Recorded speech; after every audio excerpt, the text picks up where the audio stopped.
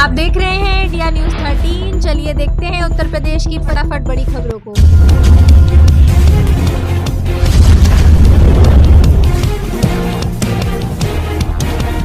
महाकुंभ 2027 सुरक्षा का अभेद किला। प्रयागराज में महाकुंभ की तैयारियों के लिए आज एक हाई लेवल मीटिंग हुई। इस बार सुरक्षा के लिए ड्रोन सर्विलांस और क्राउड कंट्रोल AI का इस्तेमाल होगा। प्रशासन यह सुनिश्चित करना चाहता है कि करोड़ों की भीड़ में भी एक बच्चा अपने परिवार से न बिछड़े।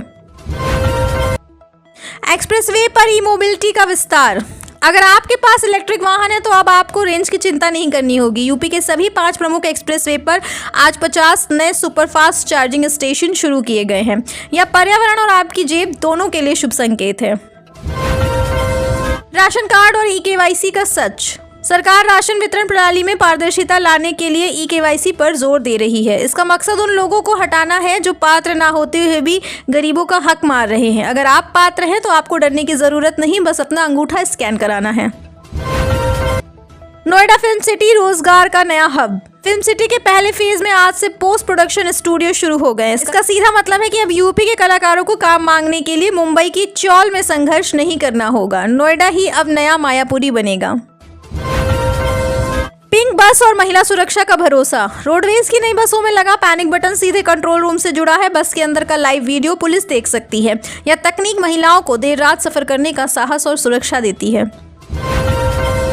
खाद वितरण पर जीरो टॉलरेंस। रबी फसलों के लिए खाद की मांग बढ़ी है। प्रशासन ने आज स्पष्ट कर दिया है कि अगर कोई दुकानदार खाद की ब्लैक करेगा तो उस पर रासुका जैसी कड़ी कार्रवाई हो सकती है। किसान की खाद पर किसी माफिया का हक नहीं चलेगा। ODOP ग्लोबल मार्केट में यूपी की धमक। कन्नौज का इत्र हो या मुरादाबाद का पीतल, अब इन्हें अमेजन और फ्लिपकार्ट जैसे ग्लोबल प्लेटफॉर्म पर सरकार विशेष प्रमोशन दे रही है। छोटे कारीगर अब सीधे विदेशी मुद्रा कमा रहे हैं।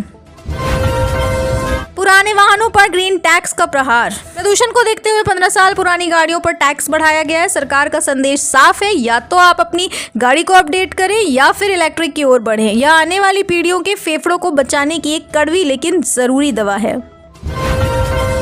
युवा शक्ति को मिला डिजिटल हथियार। 50,000 छात्रों के हाथ में जो स्मार्टफोन आए हैं वे सिर्फ मनोरंजन के साधन नहीं हैं। इनमें सरकार ने स्किल इंडिया के ऐप प्री इंस्टॉल किए हैं ताकि पढ़ाई के साथ साथ युवा हुनरमंद भी बन सकें। गोरखपुर एम्स पूर्वांचल की नई संजीवनी। कैंसर विभाग में नई मशीनों के आने से अब इलाज का खर्च 60% तक कम हो जाएगा। जो मरीज इलाज के अभाव में दम तोड़ देते थे उनके लिए गोरखपुर एम्स अब एक नई उम्मीद की किरण है। आगरा नाइट सफारी पर्यटन का नया अध्याय। ताजमहल देखने आए पर्यटक अब शाम को बोर नहीं होंगे। कीठम झील के पास शुरू हो रही नाइट सफारी पर्यटन राजस्व में 15% की बढ़ोतरी करेगी और स्थानीय लोगों को गाइड और टैक्सी के रूप में रोजगार देगी। सोलर पंप बिजली बिल से आजादी। किसानों को सिंचाई के लिए अब बिजली के आने जाने का इंतजार नहीं करना होगा। 90% सब्सिडी वाली यह योजना खेती की लागत को कम करने का सबसे बड़ा जरिया बन रही है। साइबर डेस्क ठगों पर नकेल। आज हर थाने में जो साइबर डेस्क बनाई गई है वहाँ एक्सपर्ट्स बैठेंगे। अगर आपका पैसा ऑनलाइन ठगा गया है तो शुरुआती 2 घंटे यानी गोल्डन आवर में यह टीम आपके पैसे को फ्रीज कराने में मदद करेगी। गंगा विलास क्रूज जलमार्ग का विकास। वाराणसी से शुरू होने वाला यह क्रूज अब केवल अमीरों का शौक नहीं रहा। इसके छोटे रूट भी शुरू किए गए हैं ताकि आम आदमी भी गंगा की लहरों पर सैर का आनंद ले सके। ठंड का अलर्ट और प्रशासन की तैयारी। पश्चिमी यूपी में कड़ाके की ठंड को देखते हुए रैन बसेरों की संख्या दोगुनी कर दी गई है।